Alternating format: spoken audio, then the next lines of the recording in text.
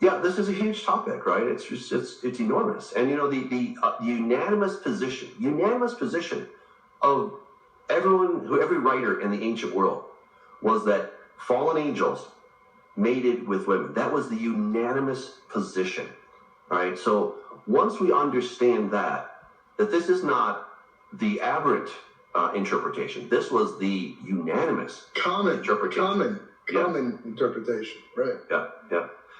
Yeah. So, so what do we have there? We've got, the sons of God, right? Let's just kind of unpack this a little bit so people, maybe if they're not familiar with this, they can get a sense of what's going on. All right, so we have two distinct groups. We've got the sons of God and we have the daughters of men. Now, this has been explained by Calvin, by Augustine, and others, that sons of God means the sons of Seth. And the daughters of man, or Adam, means the sons of Cain. But nowhere, and I repeat, nowhere in the text does it even remotely suggest such an idea. What sons of God, and again, I explained this in the 3 books, that sons of God is talking about fallen angels. Angels in general, but in this case, these are the bad guys. Okay, these are nothing fake. That's right. In fact, that's a great passage. Let's go there to Jude 1:6. The angels who did not keep their proper domain, but left their own abode, he is reserved in everlasting chains under darkness for the judgment of the great day. That is the group that we see here in Genesis chapter 6. So we see that in Jude, we see it in Peter as well.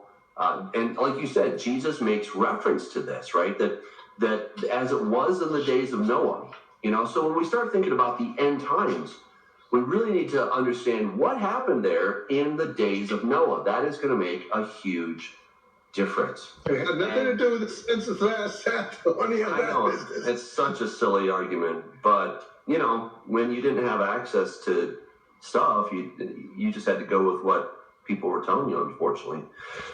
But now we have access to all the texts, right? I mean, they're all out there and they're in the public domain.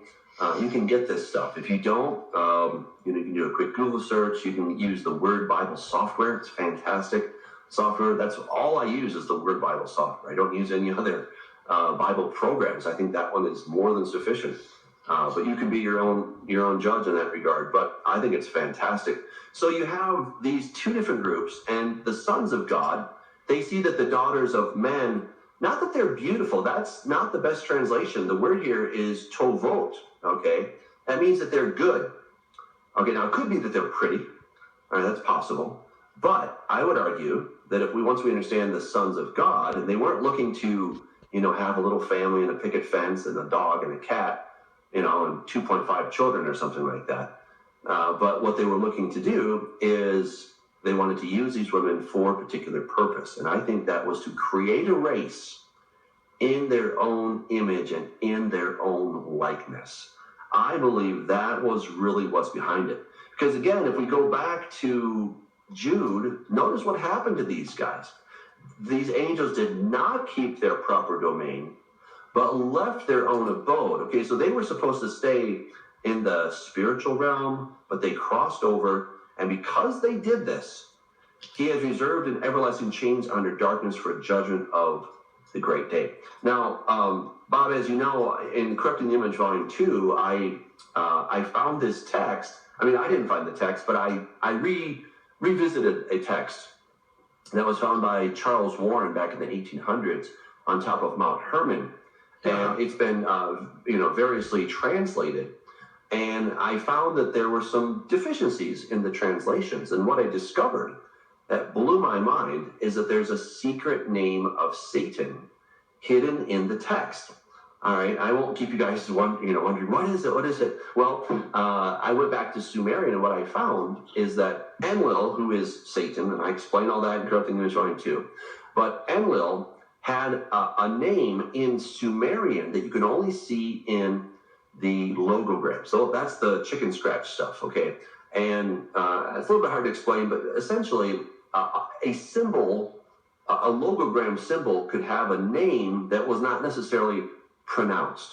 So the name of the symbol that was for Enlil was B-A-D, Bad. Okay. Ironically, that's the same word as bad in English. I mean, I think that's just coincidence. I'm not sure, but I think that's coincidence. But who knows? All right. And so this was his secret name, and then it was imported into that text. And what it says, it was by the decree of the greatness personified God, Batios, which is bad. Let those proceeding from here take an oath. All right. So you had these 200 angels that came down, and they made a pact with one another, a pact or a covenant, or they're making this curse upon themselves. The word in Hebrew is Hermon, all right, Hermon, right? So they came down on Mount Hermon, and they said, okay, are you going to do it? Are you going to do it? Let's all pinky promise we're going to do this thing, right? That's essentially what they're doing. They're saying, let us be cursed if we do not fulfill this.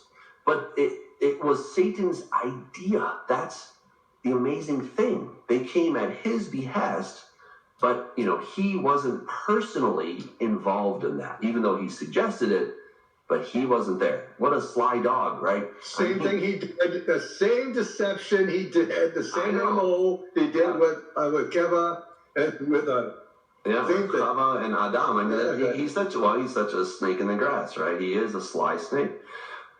Pretty clever, I have to admit. But so anyway, that text reveals to us that he was very much involved in this thing, though he didn't take the fall for it. Pretty clever. All right, so they come down, and notice what they do in verse 4. It says here that how did I get there? I don't know. 1 second. I get back to my text. Hold on. All right. So there were giants on the earth in those days. All right. So look, there's Nephilim on the earth, right? These Nephilim are the fallen ones. They are the giants. It's variously translated, but it comes from the word nafal, which means to fall. Okay. So, and it could be that they are actually the ones that are felling. Like if you fell a tree, right? Some people don't know that verb, but there's a verb to fell a tree. Okay. So these may be fellers. That these are the ones who are causing others to fall. That could be the fallen ones. Yeah. Well, either they are the fallen, or they're the ones who are falling other things, felling other things, and so they took the daughters of men and they begot children. I mean, that's as simple as it is. And these were the men of renown, the men of old. Okay, so these are the hybrids, or what you might think of the Greek gods like Heracles. These are the demigods. And God got rid of those because they were not pure. They were genetically misfits. They were genetically impure. And so he got rid of those. My opinion, and I think you agree, Bob, but is that what Satan was trying to do, this is what I argue in Corrupting the Image Volume 1, is that he was trying to corrupt the image so that Jesus could not come through the seed of man. And I think it was a pretty clever thing. Remember back in Genesis 3:15, right? I will cause enmity between you and the woman, between your seed and her seed. So Satan's trying to mess up her seed so that Jesus cannot come. Thankfully, he failed. Of course he did, because God is God, right? But he's like Wile E. Coyote. Everything he tried. Doesn't mean he didn't try, right? He kept trying. And God's just like, relax. He's like, I got this. Don't worry about it.